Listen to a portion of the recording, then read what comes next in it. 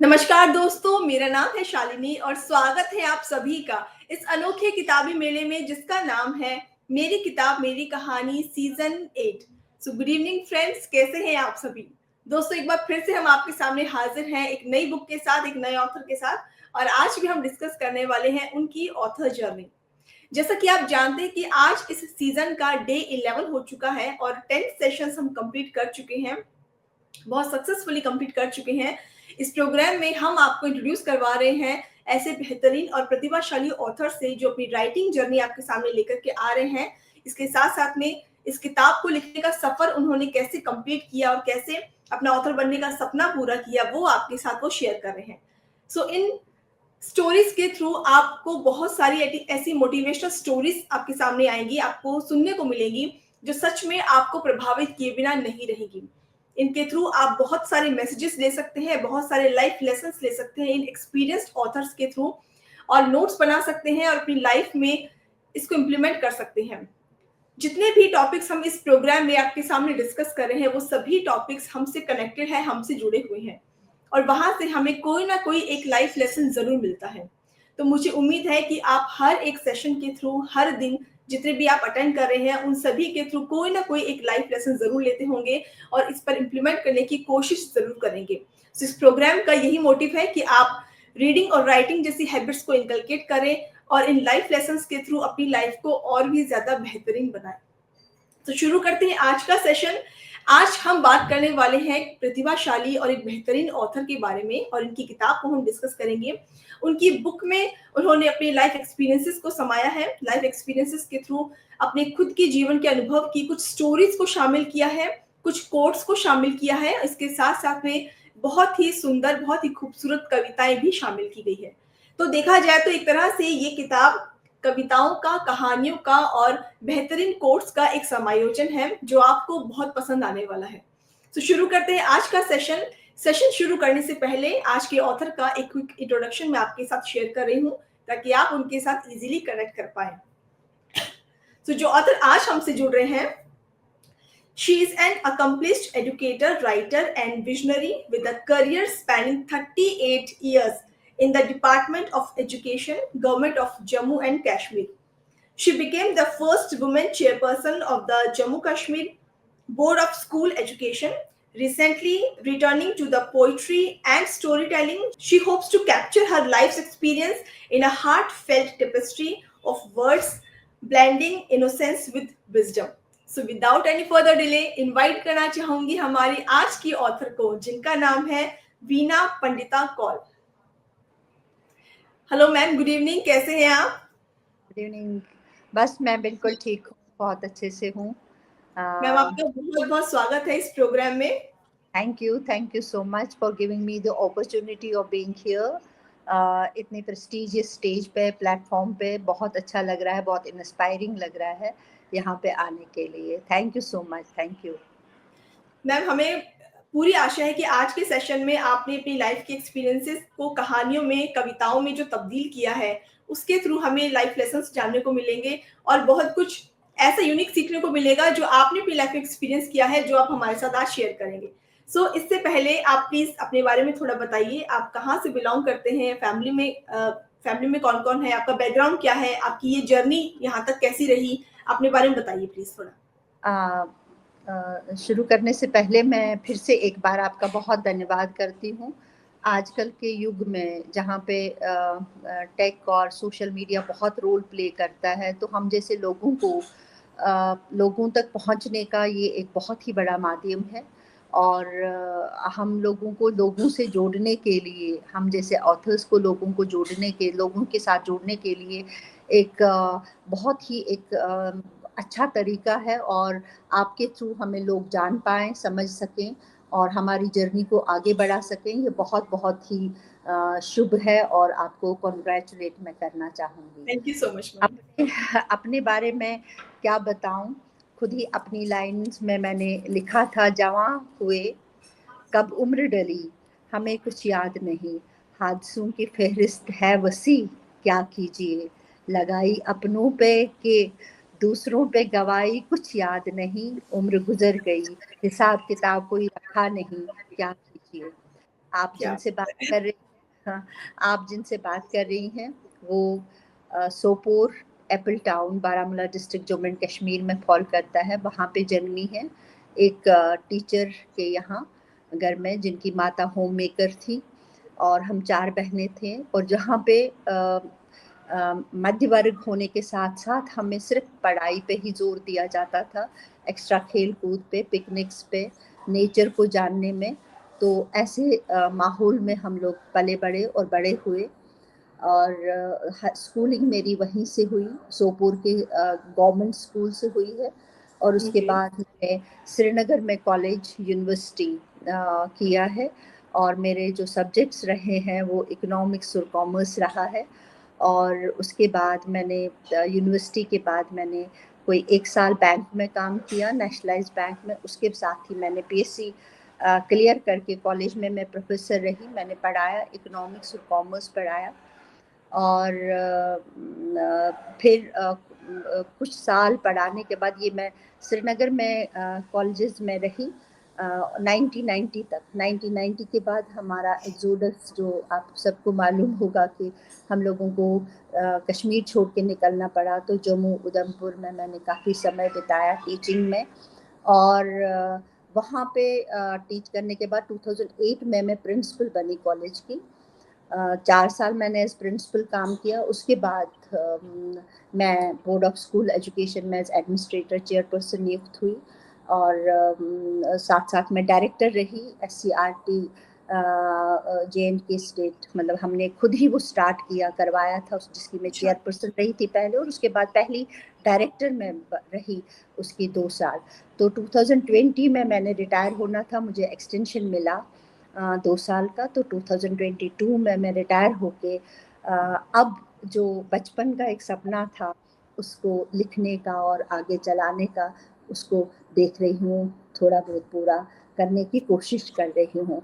और फैमिली की तरफ से मेरे पेरेंट्स का मैंने आपको बोल दिया, हम 4 सिस्टर्स हैं, चारों वेल एजुकेटेड और अपने अपने फील्ड में बहुत अच्छा कर रही हैं।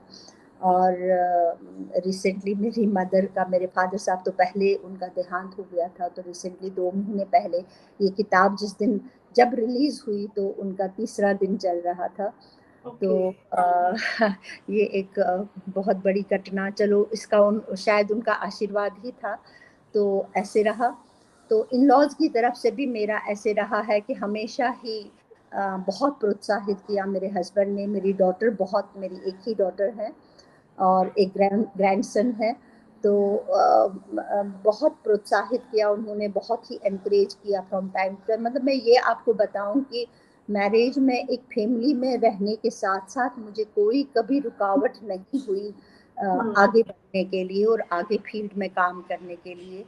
कहीं किसी भी तरफ से मुझे कोई मतलब उस तरीके का नहीं लगा कि मैं लेडी हूँ, मुझे नहीं काम करना है, या फिर हम्म। उस तरीके की कोई बात हो। तो बहुत ही एनकरेजमेंट रहा मेरे लिए, मैं उस हिसाब से बहुत लकी रही हूँ। तो ये हूँ मैं आपके सामने। जी वीना जी।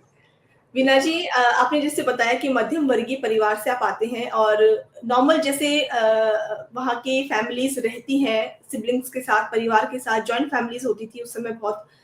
रीडिंग और राइटिंग, क्या आपने उस समय, आपको शौक था लिखने का, पढ़ने का, कुछ अपने आप को अभिव्यक्त करने का, क्या बचपन से शौक था? अम, ऐसा देखा जाए शालिनी जी कि ऐसा होता है कि ये जो कुछ तो इंट्रिंसिक भी होता है, कुछ हम्म। डेवलप भी किया जाता है, ये तो डेफिनेटली है। मेरे फादर साहब जब हम छोटे थे तो वो हमें कहानियों की किताबें लाया करते थे, extra other than our normal reading.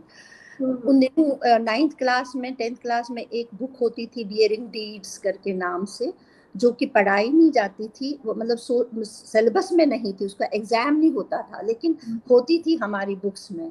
तो he would make it A point two, मतलब हम लोग वो पढ़े।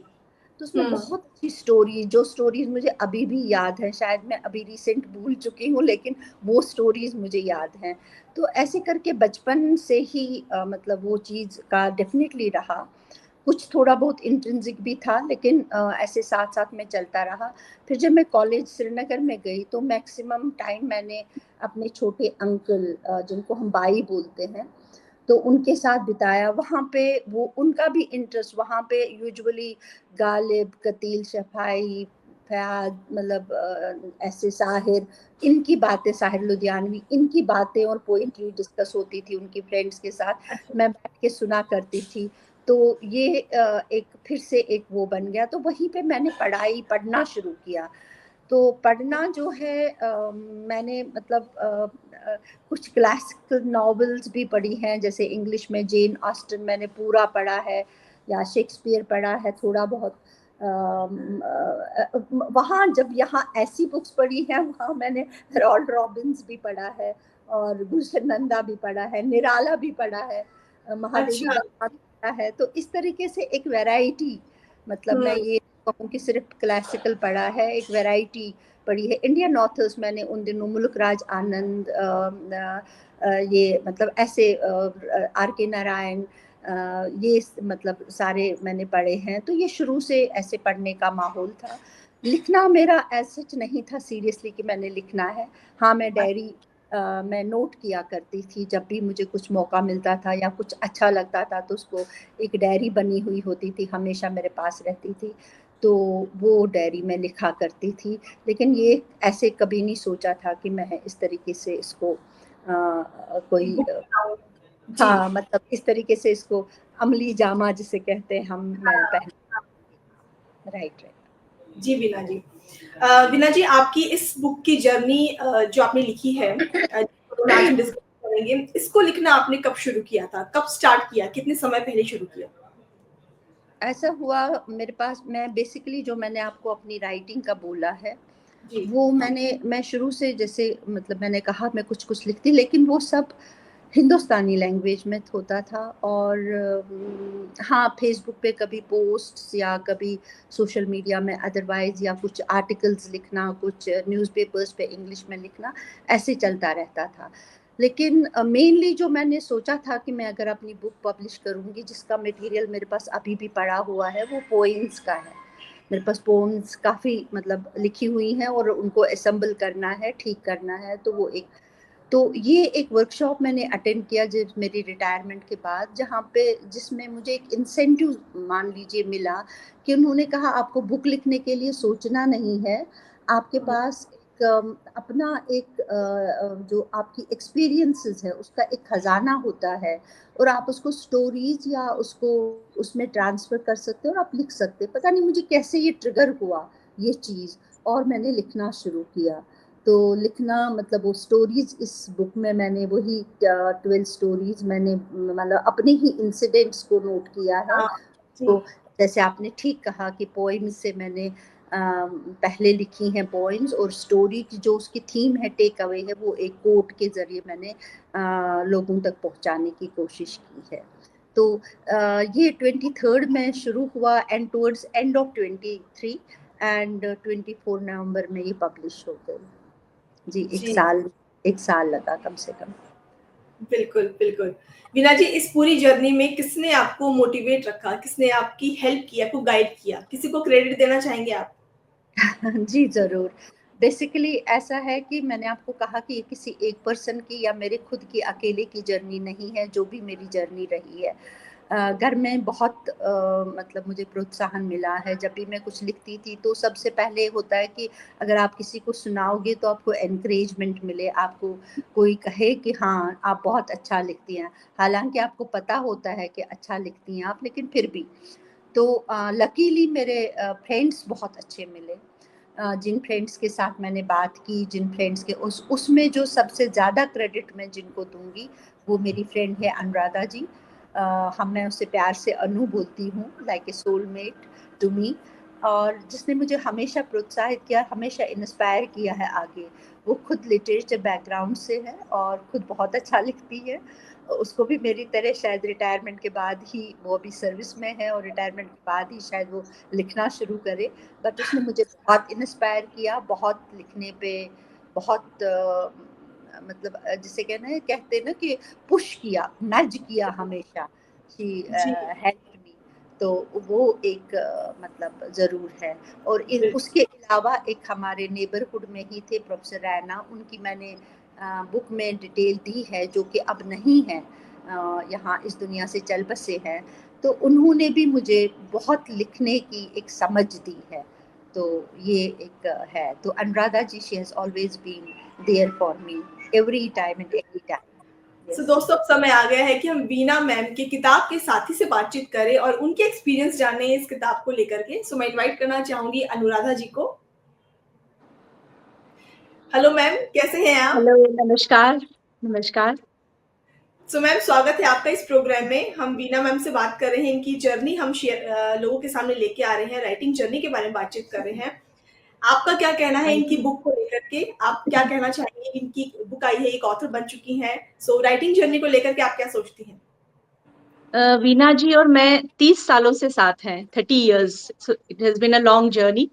तो हमने जी। जिंदगी के बहुत कहते हैं कि बेस्ट और वर्स्ट फेजेस एक साथ देखे हैं। एक तरह से हम ग्रो हुए हैं इकट्ठे। और मैं यहाँ ये स्पेशली बताना चाहूंगी कि इनकी लाइफ में, बीइंग अ कश्मीरी पंडित, एक जो इनकी लाइफ में एक पॉलिटिकल बैकड्रॉप भी रहा, जैसे इन्होंने बताया भी, एक सोटस हुआ और उससे जुड़ी हुई घटनाएं बहुत सारी, उससे इनकी पर्सनालिटी में जो चीजें इन्होंने सीखी, वो चीजें भी इनके ऊपर इम्पैक्ट रहा।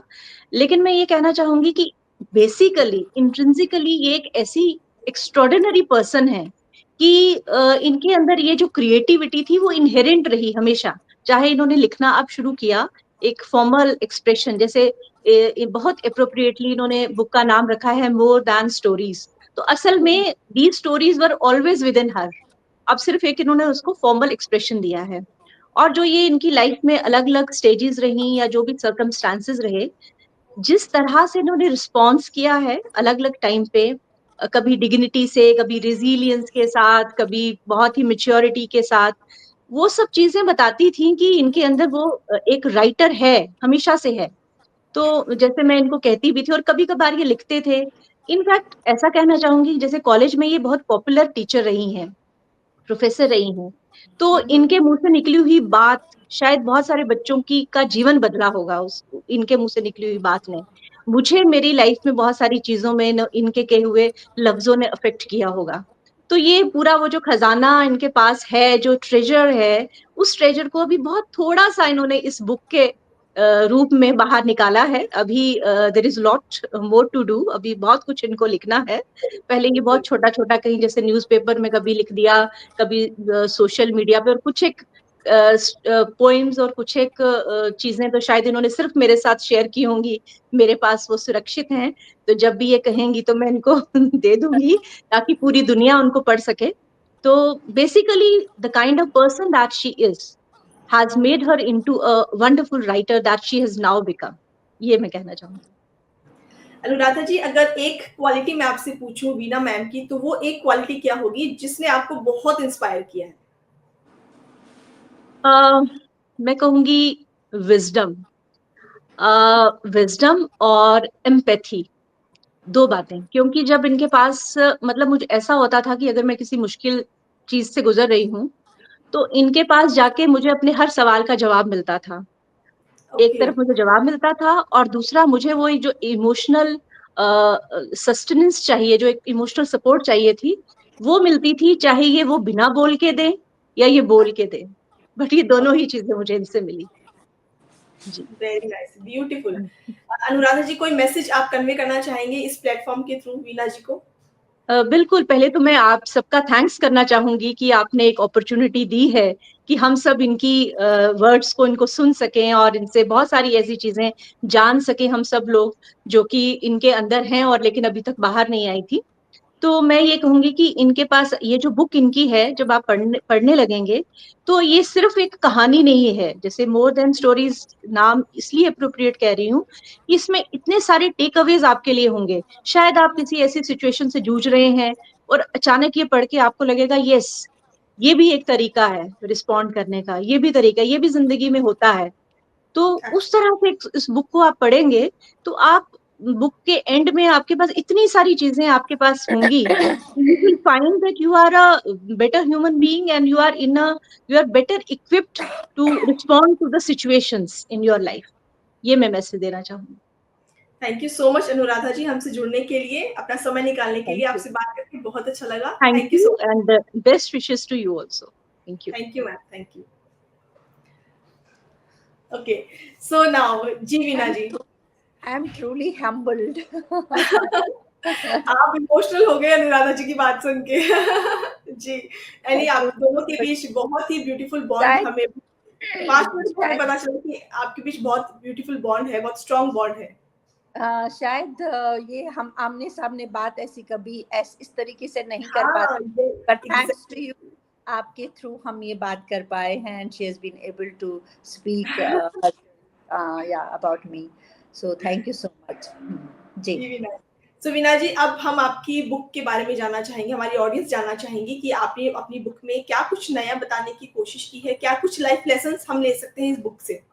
जी सबसे पहले तो मैं ये बताऊंगी कि कुछ भी नया नहीं है। आप अगर अपनी जर्नी को देखेंगे और मेरी जर्नी को देखेंगे, आपको बहुत सारी चीज़ें मिलती-जुलती दिखाई देंगी। मैंने इसमें टोटल 12 स्टोरीज़ ली हैं, और 12 स्टोरीज़ में ऐसे इंसिडेंट्स हैं जो आप हर दिन, जैसे मान लीजिए मेरा फर्स्ट जो स्टोरी है वो गॉड स्माइल्स है। तो आप अगर, जब आप डेली का चौरस जो काम करते हैं आप डेली का, उस रूटीन में अगर आपको एक खुशी कहीं नज़र आती है, तो हुँ। आपको लगता है कि भगवान कहीं आसपास है और आप पे हंस रहे हैं, आपके साथ वो खुश है। तो वो इंट्रिंसिक आपके अंदर की बात होती है, और हर एक के साथ घट रही होती है, हर एक के साथ वो मौका मिलता है तो उसको जीने का। ऐसे ही मतलब मैंने फ्रेंड्स के बारे में, मोस्टली ये जो बुक लिखी है मैंने फ्रेंड्स के बारे में लिखी है।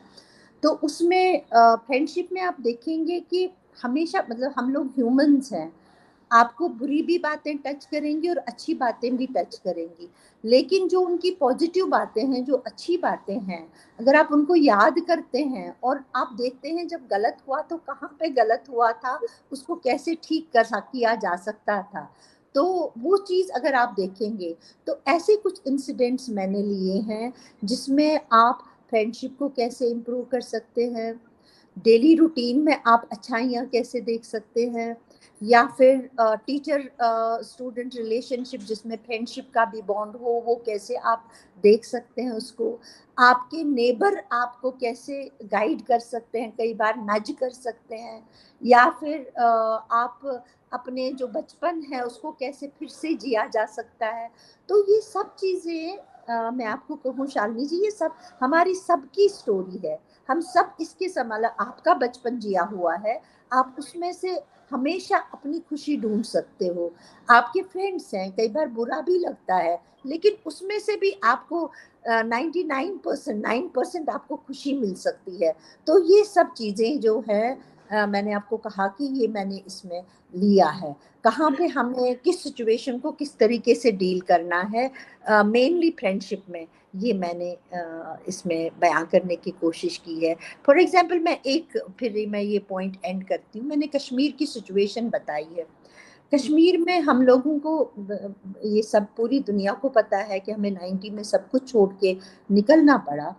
तो एक साथ में एक माहौल ऐसा बन गया जिस माहौल में हम लोग शायद एक दूसरे से नजरें भी ना मिला पाए, लेकिन वहीं पे उस डार्क एरा में आपको एक सिल्वर लाइन भी नजर आती है। तो मैं, जब मुझे मिलिटेंट्स ने घेर लिया था, तो मुझे एक कश्मीरी मुस्लिम ने, जो मेरे नेबर थे, जिनके साथ मेरी कोई बातचीत भी नहीं थी, उन्होंने कैसे किस सिचुएशन में अपनी जान पे खेल के मुझे बचाया। तो हम कैसे वो भूल सकते हैं, अगर ये हमने याद रखना है कि हम वहां से घर से बेघर हुए, तो ये भी याद रखना है कि सब लोग वैसे नहीं हैं, everybody is not like that, we can have the positivity around, और मैक्सिमम पॉजिटिविटी ही है जो हमारे अराउंड है, वो इस बुक में दर्शाया गया है। जी ब्यूटीफुल वीना जी, ब्यूटीफुल। तो वीना जी, जितना मैं समझ पाई आपने इस बुक के थ्रू, आप ये बुक एक्चुअल में आपने स्वयं के लिए लिखी है कि जो खुशी, जो एक आपके सुखद एक्सपीरियंस आपकी लाइफ में रहे, आप उनको एक जगह पे बांधना चाहती हैं कि अगर आपका जब मन करे आप उसको पढ़ें और उस चीज को दोबारा से रिलीव कर सके, उसको फिर से जी सके। और बिल्कुल बिल्कुल, आपने बिल्कुल ठीक समझा है कि हम लोग मतलब जैसे अनुराधा जी ने भी अभी कहा कि आप अगर उस सिचुएशन में, जब आप किताब पढ़ते हैं, उस सिचुएशन में जूझ रहे हैं, तो आपको एक हल मिल सकता है। आपको पता है कि मुझे time is a great healer, आप हील हो जाओगे। तो हमें उसी नेगेटिविटी के साथ नहीं जीना है, हमें आगे बढ़ना है और डिफरेंटली बढ़ना है अपने आप को लेके, अपने इमोशंस को, अच्छी इमोशंस को लेके। That is how it is. जी फ्रेंड्स, आज हम बात कर रहे हैं वीना जी से और इनकी बुक को हम डिस्कस कर रहे हैं, इनकी राइटिंग जर्नी हम आपके सामने लेकर के आ रहे हैं। और अब तक की बातचीत में वीना जी ने बहुत ही सिंपल तरीके से इस चीज को बयां किया है कि इन्होंने अपनी लाइफ के जो एक्सपीरियंसेस देखे, क्योंकि इनका जो बैकग्राउंड है वो जम्मू कश्मीर का रहा है, वहां पर इनकी जो करियर है और इनका जो परिवार वो वहीं से है। तो वहां जो सिचुएशंस रही थी, वहां उन्होंने क्या क्या कुछ एक्सपीरियंस किया, क्या अनुभव उन्होंने लिए वहां की सिचुएशन के अकॉर्डिंग, उसको उन्होंने इस किताब में ढालने की कोशिश की है। और आप सब तक ये चीजें लाने की का प्रयास किया है कि जो जो नेगेटिविटी है या फिर जो लो मोमेंट्स है आपकी लाइफ में वो जरूर आते हैं, लेकिन जो अच्छे मोमेंट्स है वो उनसे ज्यादा होते हैं। तो हमें फोकस उन अच्छे मोमेंट्स की तरफ करना चाहिए, उनको इस तरह से सहेज के रखना चाहिए कि वो हमेशा हमारे काम आते हैं, हमेशा हम उनको जब भी याद करेंगे वो पॉजिटिविटी, वो एक फियरलेसनेस जो है वो हमारे अंदर दोबारा से भर जाती है। और ये जरूरी है हमारे लिए, एक राइटर के लिए बहुत जरूरी है कि वो अपने एक्सपीरियंसेस को जरूर शेयर करे ताकि वो लोगों तक पहुंचे और लोगों को भी इससे फायदा हो ज्यादा से ज्यादा। जी मैम, आपने अपनी जो बुक है उसमें एक बहुत खूबसूरत बात लिखी है कि अपने बचपन को, अपने अंदर की इनोसेंस को कैसे जिंदा रखे, ये जरूरी है। और एक स्टोरी टेलर या एक राइटर हमेशा अपनी लेखनी के थ्रू ये कोशिश करता है कि उसने जिस एरा के बारे में लिखा है वो हमेशा के लिए अमर हो जाए उस पेज के ऊपर। हम अपने लाइफ के अपने अंदर के बचपन को, अपने अंदर के बच्चे को कैसे जिंदा रख सकते हैं, कैसे उस इनोसेंस को हमेशा लिव कर सकते हैं? जी बचपन हम नॉर्मली, जैसे जो जनरल डेफिनेशन है, हम ये समझते हैं कि 6-7 साल के उम्र तक हम कहते हैं कि बचपना है या बचपन हमारा, हम जीते हैं। लेकिन मैं उस बेसिक डेफिनेशन को ही डिफाई करती हूँ। वो इसलिए कि एक कहावत है कि जब तक एक इंसान में, जब वो पैदा होता है तो उसके कुछ साल तक, जब तक उसको कलयुग की समझ नहीं आती है और कलयुग उस पर छा नहीं जाता है, वो तब तक बच्चा होता है। कलयुग का छा जाना मतलब क्या है? उसका मतलब है फरेब, झूठ, नेगेटिविटी और एक दूसरे की जलन होना, ईर्ष्या करना, मैड रेस में पार्ट लेना। तो ये जो चीजें हैं, ये जब इंसान में आ जाती हैं तो हम कहते हैं कलयुग आ गया, इसमें भी, इसको भी कलयुग की समझ आ गई, अब ये बच्चा नहीं रहा। तो जिस इंसान में, मैं ये कहती हूँ कि अगर वो अपने आप को इससे बचा सके, चाहे वो 60 साल का हो, चाहे वो 6-7 साल का हो, अगर वो अपने आप को इस कलयुग से, इस फरेब से, झूठ से, ईर्ष्या से, दौड़ से अपने आप को अलग रख पाया, तो वो he is child like, not childish but child like. तो वो चाइल्ड लाइक होना बहुत जरूरी है। दूसरे की खुशियों में खुश होना, दूसरों के साथ जीने की समझ होना, अपनाना, रेजिलियंस होना या पॉजिटिविटी होना। तो ये जो चीजें हैं, अगर आप में अब तक हैं तो यू आर चाइल्ड लाइक। आप हर खुशी को जी सकते हैं, आप हर पॉजिटिविटी को ले सकते हैं, अपना सकते हैं। तो उसमें इंसान को सिर्फ मेहनत इतनी ही करनी है कि आपको जानबूझ के किसी को धोखा, अपनी लाइफ को जीना है, किसी को धोखा नहीं देना है, किसी के साथ झूठ या फरेब की बात नहीं करनी है, या किसी की मतलब प्रोग्रेस देख के जलन नहीं फील करनी है, ईर्ष्या, या किसी ने आपको कोई दुख पहुंचाया हो, मे भी हो सकता है, बहुत बहुत बार ऐसे होता है कि हमें दुख पहुंचता है, पर उसको बहुत देर तक हमें अपने अंदर जलाए नहीं रखना है, तो उससे बाहर निकल के जीना है। जो आपको रियल खुशी दे सके, इनोसेंस की आपको बरकरार रख सके, वो ही चाइल्ड को जीवित रखता है आपके बीच में, और मैक्सिमम इंसानों के बीच में होता है। मैक्सिमम, बहुत कम लोग हैं इस दुनिया में जो उसको नहीं जी पाते हैं। बाकी लोग तो हमेशा उनमें वो चाइल्ड कहीं ना कहीं होता है उनके बीच में, बस सिर्फ उसको उभारने की जरूरत होती है। जी मैम, आपकी बातों से ऐसा लगता है कि आप बहुत ज्यादा आशावादी हैं, बहुत ज्यादा पॉजिटिव चीजों की तरफ देखती हैं, क्योंकि आपने अभी 2-3 एग्जांपल्स अभी दिए हमारी बातचीत में कि मैक्सिमम लोग तो अच्छे ही हैं, मैक्सिमम लोग तो पॉजिटिव हैं, वो अच्छा सोचते हैं। कुछ लोग हैं जिनकी वजह से आज ये नेगेटिविटी है। तो आपका जो माइंडसेट है वो बहुत ज्यादा आशावादी की तरफ है और आप आशा से ही अपनी आगे की लाइफ को देखती हैं। ये सुन के देख के बहुत अच्छा लगा। थैंक यू, थैंक यू जी। वीना जी, इसी से रिलेटेड एक और चीज है कि जैसे आपने बताया कि दूसरों को माफ कर देना, कोई गलती पर थोड़े समय के लिए हम फिर भी नाराज हैं लेकिन उसको मन में ना रखना, माफ कर देना, लेट गो करना। तो ये चीज, ये क्वालिटी हमारे अंदर हमारे पर्सनैलिटी को कितना ज्यादा शाइन कर सकती है और भी ज्यादा। हाँ, मैं आपको ये बता दूं, इसकी एग्जाम्पल में मुझे लगता है मैं एग्जाम्पल से आपको क्लियर हाँ करती हूँ। जी बिल्कुल। देखिए, एक दिया आप जलाते हैं, उसमें तेल जलता है, बाती जलती है आपकी, तभी आप दिया जला सकते हो और प्रकाश कर सकते हैं, अंधेरा दूर कर सकते हैं। तो जब भी आपके साथ कोई बुरा करता है, तो अगर आप उस बुराई के बारे में सोचते रहते हो, उसी में डूबे रहते हो, आप अपनी एनर्जी, अपनी जो आपका मेटाबॉलिज्म है, जो आप में एनर्जी है, जो आपका अंदर की ताकत है, इमोशंस है, उनको तो जलाते हो आप, और उस दूसरे का कुछ नहीं बिगाड़ते हो, आप अपना सिर्फ जलाते हो। और उस जलने से अगर नॉर्मली आप अपना तेल जला रहे हो, अपना इमोशन, अपनी बॉडी, अपनी एनर्जी, अपना मेटाबॉलिज्म आप जलाते हो, जिससे आप प्रकाश कर सकते थे, अपने इर्द गिर्द दूसरों को दे सकते थे, अपने खुद के लिए रोशनी ला सकते थे, उसको आप इस तरीके से जलाते हो कि वहां पे सिर्फ धुआं निकलता है। और उस धुएं से, वो आपके कानों से निकलता है, वो आपकी आंखों से निकलता है, वो आपकी जुबान से निकलता है। उस धुएं में आप अपने आप को कुछ भी देखने की योग्य नहीं रख सकते हो। वो आपके विजन को, आपके बोल को, आपके सुनने को तक ये कर लेता है, मतलब उसको नेगेटिविटी दे देता है।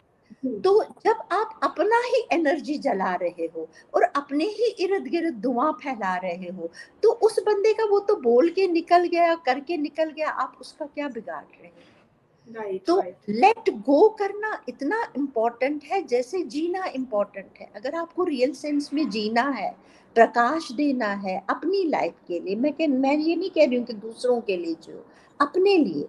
तो अगर आपको जीना है, अपने लिए जीना है, तो अपने आप को इस तरीके से अपने आप को खर्च करो कि आप रोशनी दे सको, धुआं नहीं। ये लेट गो करना बहुत इम्पोर्टेंट है, दूसरे के लिए नहीं, अपने आप के लिए, अपने आप में बेहतरी के लिए, अपने आप को आगे बढ़ाने के लिए। नहीं तो आप उसी कुएं में, अपने ही कुएं में, अपने ही धुएं में गिरे रहते हो। ठीक है ना? तो ये मैं आपको बता, इसलिए पॉजिटिविटी और लेट गो करना, कोई चीज गलत हुई है, वो एक पॉइंट तक आपको असर करे। मैं और अनुराधा जी हमेशा कहते, जब भी हमें कोई चीज इफेक्ट करती है, we won't let it go down beyond a particular point. उस पॉइंट तक जहाँ पे हमारा दिमाग खराब ना हो और हम अपनी एनर्जी और टाइम को उसी बात को लेकर ना यूज करें। उसको फेंक दिया, उसको बाहर कर दिया और अपने आगे चल पड़े। तो that is how life is. जी दोस्तों, आप क्या सोचते हैं लेट गो के बारे में? क्या आपने इस हैबिट को अपनाया हुआ है या फिर वीना जी की बात सुनकर के आप पर भी इस चीज का असर हुआ है कि हाँ बिल्कुल इस हैबिट को या इस आदत को हमें अपनी लाइफ में ढालना चाहिए, बहुत सारे प्रॉब्लम्स के सलूशन इस एक आदत को अपनाने भर से हो जाएंगे। तो जरूर सोचिएगा इस बारे में, और आप क्या सोचते हैं इस हैबिट को लेकर वो भी आप हमारे साथ कमेंट सेक्शन में शेयर कर सकते हैं। वीना जी, आपका जो बैकग्राउंड है वो कश्मीर की तरफ का है। आपने अपनी कहानियों में क्या कश्मीर से रिलेटेड कोई परिप्रेक्ष्य को या कोई उनके इश्यूज को भी पॉइंट आउट किया है कहानियों में, अपने एक्सपीरियंस में? देखा जाए तो मेरी कहानियां कश्मीर से ही शुरू होती हैं, क्योंकि मेरा हर मोड, मैंने अपने 29 साल, मैं 30वें साल में थी जब हमारा एग्जोडस हुआ। तो मैंने बचपन, मेरी मतलब ये जो यूथ है और मेरा पढ़ाई, स्टूडेंट लाइफ, इवन शादी और नौकरी, सारा कश्मीर में ही किया है। तो मेरे हर चैप्टर में कहीं ना कहीं आपको कश्मीरियत, कश्मीर नज़र आएगा। और बहुत सारा मैंने, नॉट डायरेक्टली कि मतलब मैं कश्मीर पे लिख रही हूँ, लेकिन अगर मैंने मान लीजिए बचपन लिखा है अपना, तो बचपन में मैंने लिखा है कि हम गलियों में घूमते थे, हम नहाते थे जेहलम में, स्विमिंग करते थे, हम गलियों में घूमते थे, चिनार के नीचे बैठते थे, हम मंदिर जाते थे, मंदिर से लेट देर रात तक एलीज में घूमते रहते थे।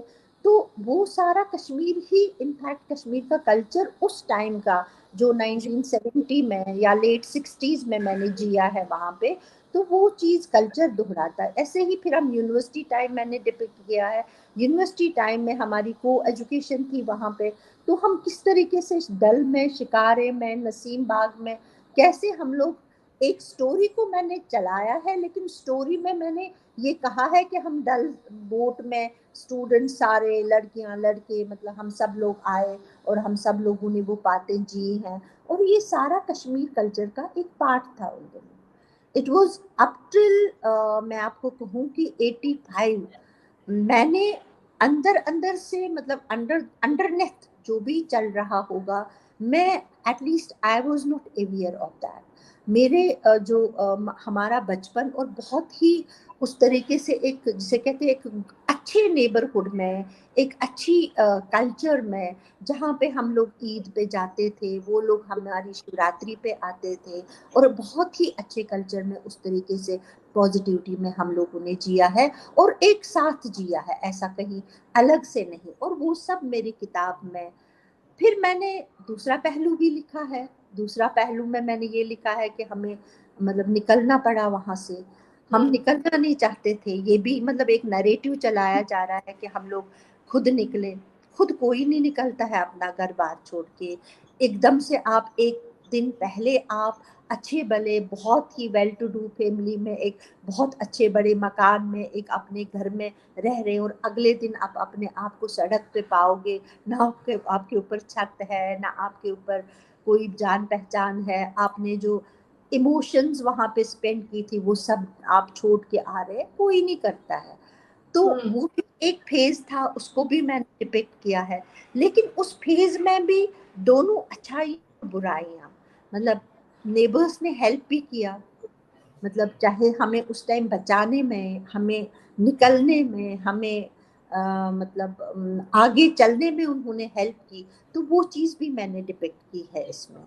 बहुत बुरी बात है, बहुत ही, मतलब मैं कह रही हूँ कि जो उस वक्त पूरे कश्मीरी पंडित समुदाय के साथ हुआ, ऐसा भगवान किसी के साथ ना होने दे। और मुझे मतलब जीव्स का और बाकी सब ये सारा सुना हुआ है, बट मतलब जो हमने एक्सपीरियंस किया है वो कोई कम नहीं था। हमारे लिए बहुत ज्यादा, बहुत बड़ी त्रासदी अभी भी हमारे माइंड्स में वो प्ले कर रही है।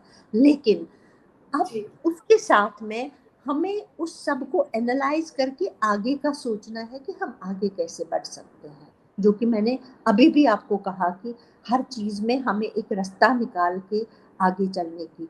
तो मेरी बुक जो है ऑलमोस्ट तकरीबन पूरी इसी में, मतलब कश्मीर की, हालांकि मैंने डायरेक्टली कुछ नहीं टच किया है। ये बुक मैंने कश्मीर पे नहीं लिखी है, मैंने फ्रेंडशिप पे लिखी है, मैंने इंसिडेंट्स पे लिखी है, मगर ऑटोमेटिकली बैकग्राउंड में मेरे साथ साथ कश्मीर चल रहा है।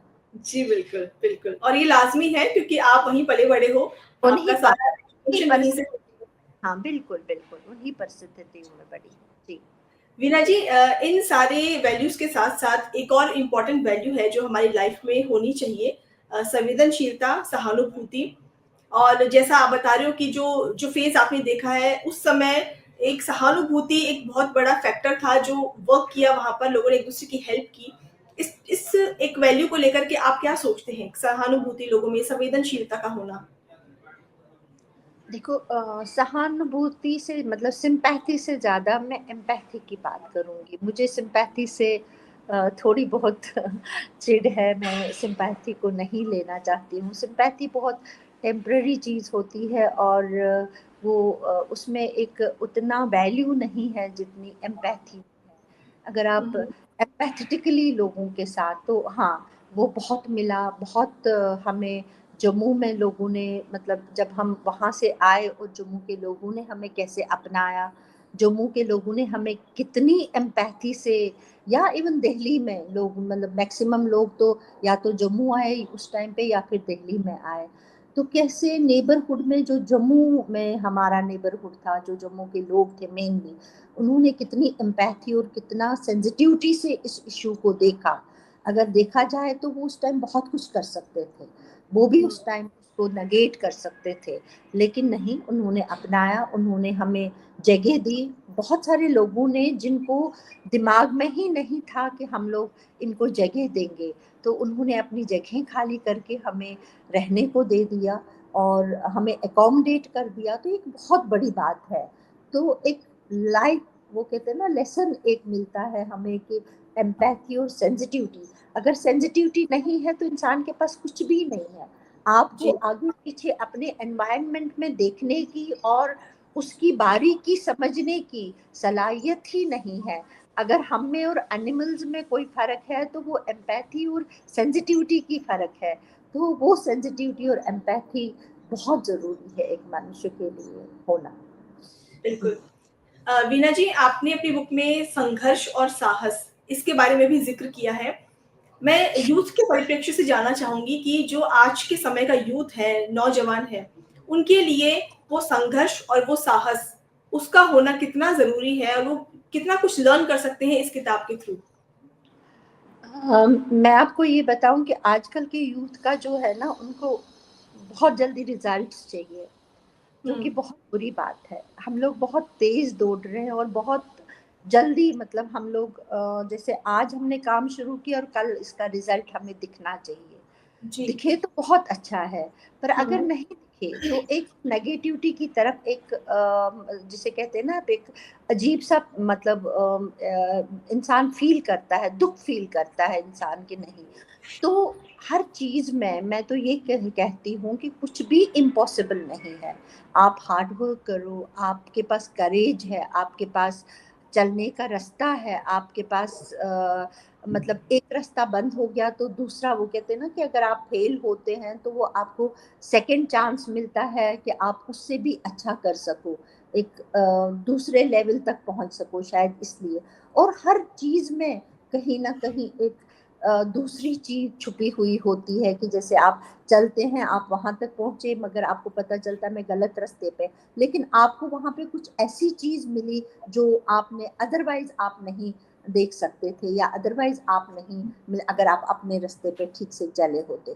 तो वो चीजें जो हैं, उसको लेते हुए, अपनी एक्सपीरियंसेस को बटोरते हुए, इंसान को हार्डवर्क और करेज कभी नहीं लूज करना है। हार्डवर्क को चलाते रहना है और करेज को बनाए रखना है।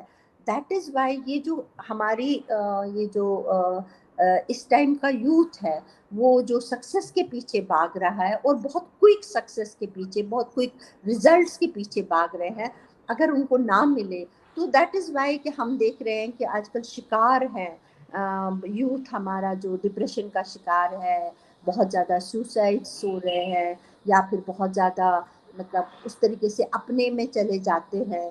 तो ये सब उसी का नतीजा है। तो करेज होना और हार्ड वर्क करना, और ये समझ होना कि मुझे इसका रिजल्ट मिलेगा ही मिलेगा, आज नहीं तो कल। मान लीजिए मैं ऐसे आपको एग्जांपल देती हूँ, हम आईएएस की तैयारी करते हैं, लाखों स्टूडेंट्स आईएएस की तैयारी करते हैं, लाखों। तो उसमें होते कितने हैं फिर फाइनली सिलेक्ट एक साल में? मान लीजिए 1000, वो भी मतलब बहुत, वो उस तरीके से सारे ही सर्विसेज, रेवेन्यू, वो ये सारा मिला के 1000 या 900 या 700 लोग टोटल एब्जॉर्ब होते हैं। तो बाकी के लोगों को लगता है कि हमारा रास्ता, हमारा लाइफ वहां पे बंद है। नहीं, एक्चुअली जो उन्होंने आईएएस कोचिंग या आईएएस पढ़ाई के दौरान जो उन्होंने सीखा होता है, जो उन्होंने स्ट्रगल की होती है, जो उन्होंने नॉलेज अपनाई होती है, आप देखें वो लोग कभी भी बंद नहीं होते हैं।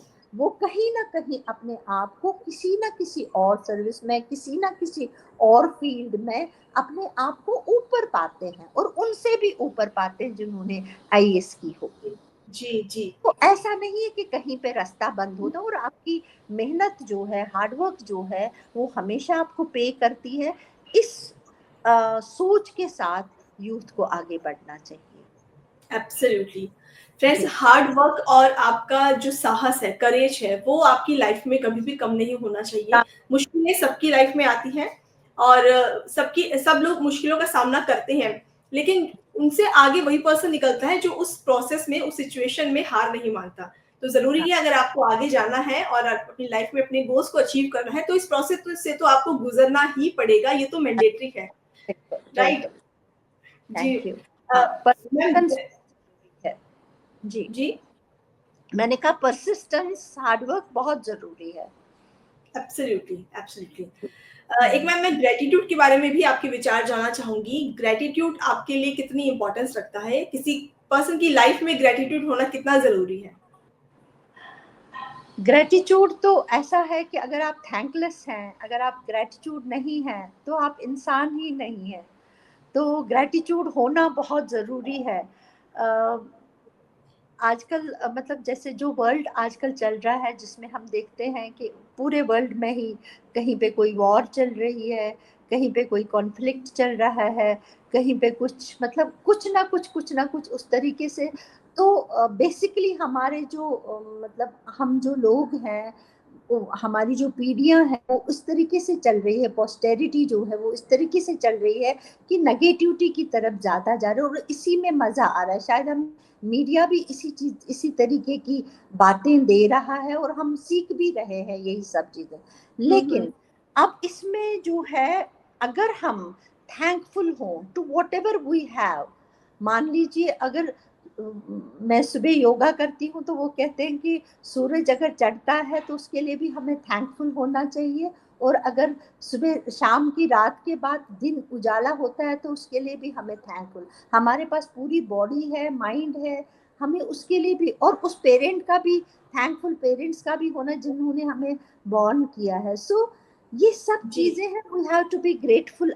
बट अदरवाइज क्या हुआ है, तो मैं अपनी ही कुछ एक लाइन आपको बताती हूँ कि रूह को दर्द से रिहाई के वास्ते बदन पे जख्मों को धोया जा रहा है।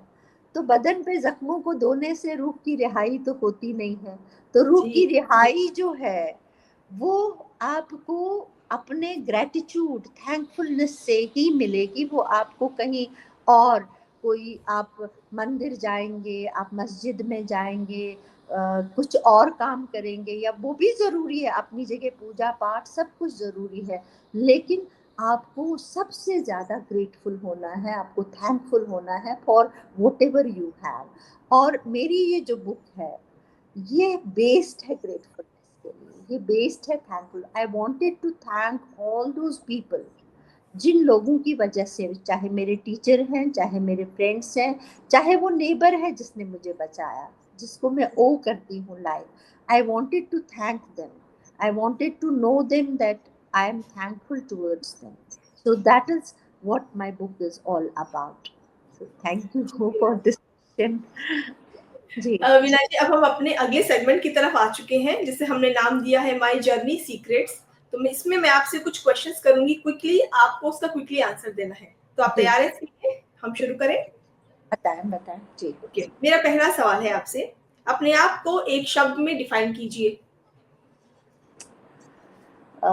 Sensitive and empathetic. ओके, आपके अकॉर्डिंग ज़िंदगी की सफलता कब है? Hard work. ओके, आपकी लाइफ की सबसे बड़ी अचीवमेंट किसे कहेंगे आप? फैमिली, प्यार और फ्रेंड्स का प्यार। एक ऐसी बात जो लोग आपके बारे में नहीं जानते हैं।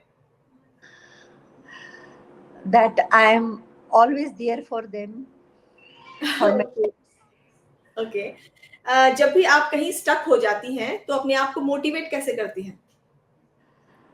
मैं हमेशा अच्छे टाइम को याद करती हूँ।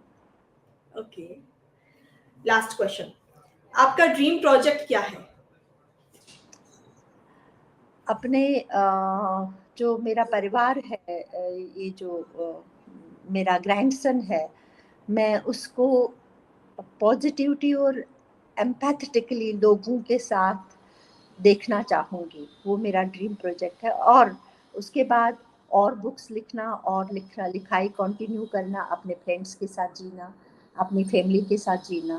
That is the motive. Alright, alright, ma'am ये सेगमेंट यहीं फिनिश होता है। आपने सारे सवालों के जवाब बहुत अच्छे से दिए, thank you so much.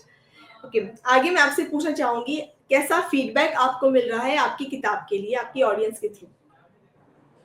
Feedback तो अच्छा मिल रहा है। जितने लोगों ने अमेज़न पे में रिव्यू दिया है तो अभी तक मुझे लगता है कि 5 स्टार्स मिले हैं, और रिसेंटली मुझे अभी पता चला कि शायद ये नंबर 1 बेस्ट सेलर अभी 2-3 दिनों में उन्होंने मेल एक किया था।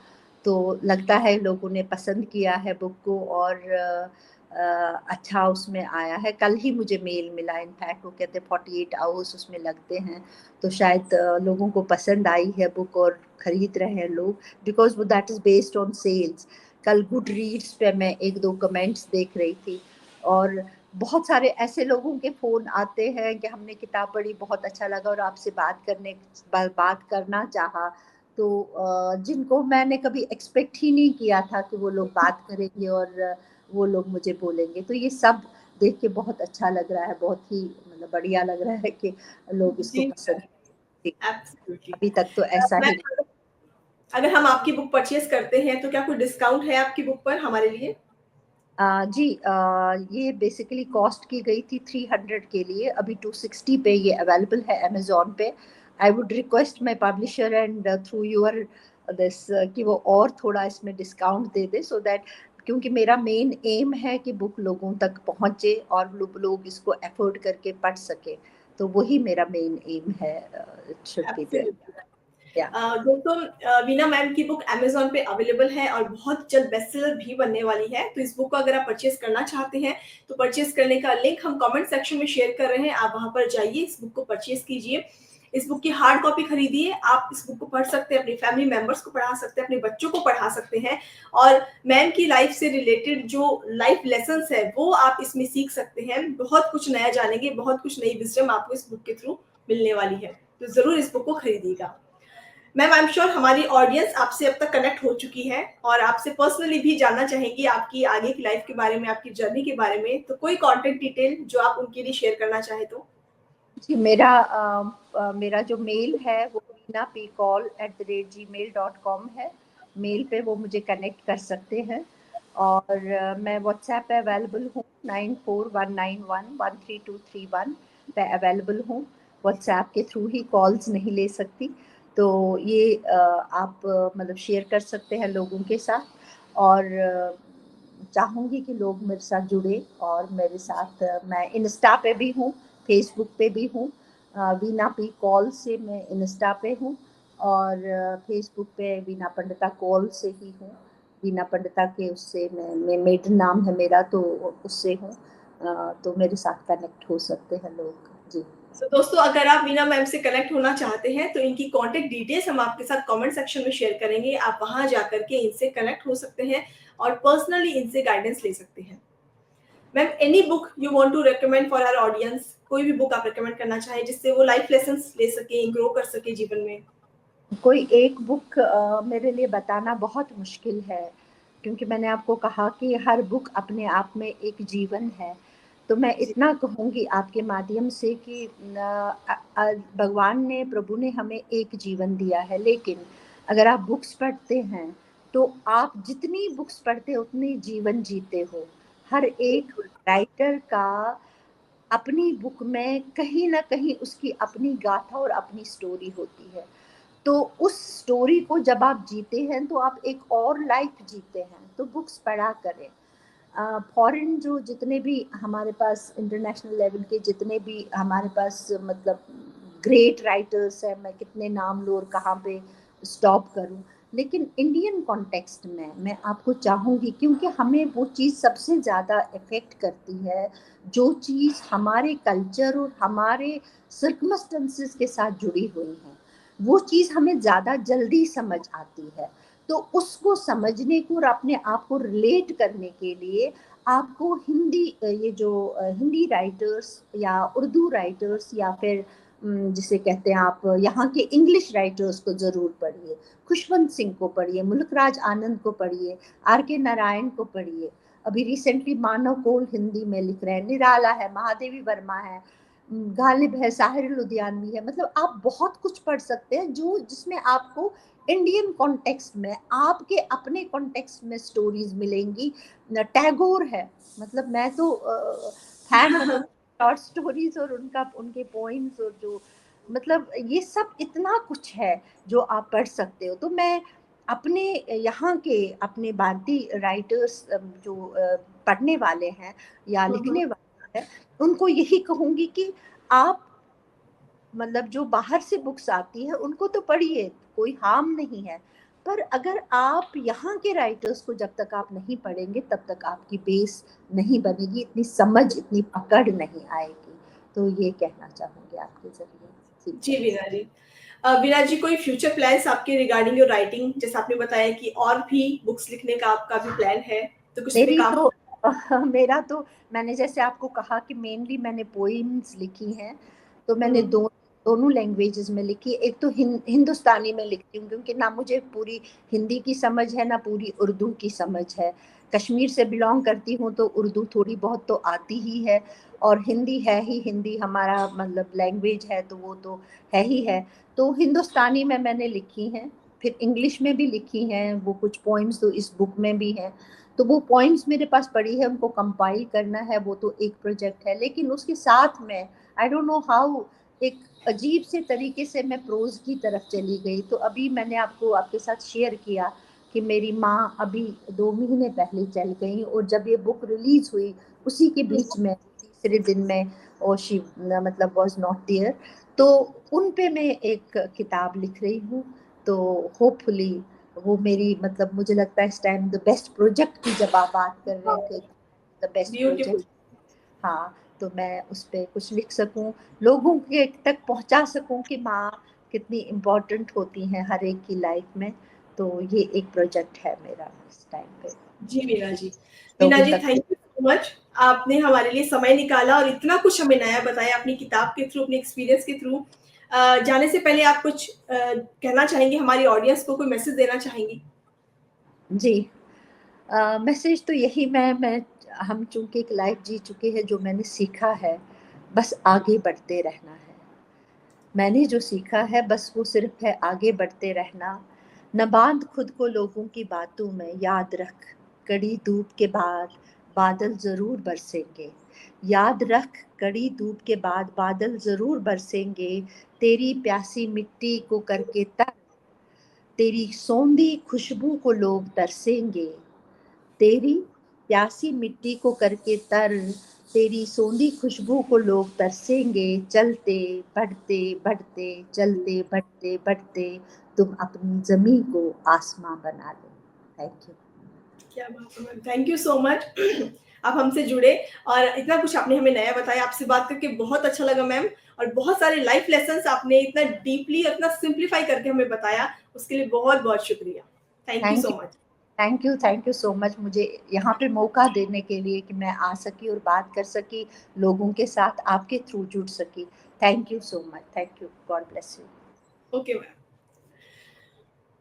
सो दोस्तों, ये था हमारा आज का सेशन जो हमने कंप्लीट किया वीना मैम के साथ, और इन्होंने जिस तरह से अपने एक्सपीरियंसेस को अपनी स्टोरीज में, कोट्स में और पोएम्स में तब्दील करके एक किताब की शेप दी है, वो सच में काबिले तारीफ है। और इनसे बात करने के बाद सच में हमने इनकी पर्सनैलिटी को जाना है बहुत करीब से, और इनकी बुक को जाना है बहुत करीब से। तो आई एम श्योर आपको आज का डिस्कशन बहुत पसंद आया होगा।